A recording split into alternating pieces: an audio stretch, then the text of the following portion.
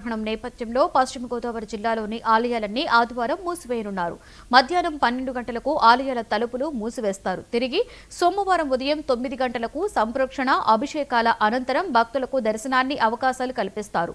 ఈ చంద్రగ్రహణం శతభిష నక్షత్రంలో కుంభరాశిలో ఏర్పడనుంది. ఈ సమయంలో చంద్రుడు ఎర్రగా కనిపించనున్నాడు. గ్రహణం సందర్భంగా శతభిష ఉత్తరాషాఢ నక్షత్రం ఉన్న జాతకులు గ్రహణం నియమాలు పాటించాలని వేద పండితులు సూచించారు. గురుభ్యో నమః. శ్రీ మహాగణాధిపతయే నమః. పశ్చిమ గోదావరి జిల్లా పెనుగొండ క్షేత్రంలో వేంచేసి ఉన్న శ్రీ నగరేశ్వర మహిషాసురమర్దిని శ్రీ వాసవి కన్యకాపురం శ్రీ దేవస్థానం నందు రేపు చంద్రగ్రహణం సందర్భంగా రేపు మధ్యాహ్నం 12 గంటల నుండి ఆలయం మూసివేయబడుతుంది. అలాగే తిరిగి మరునాడు ఉదయం ప్రాతకాలంలో శుద్ధి కార్యక్రమాలు నెరవేర్చుకుని అభిషేకాలు అర్చనలు తర్వాత మళ్ళీ 9 గంటలకు స్వామివారి దర్శనం తిరిగి ప్రారంభమవుతుంది.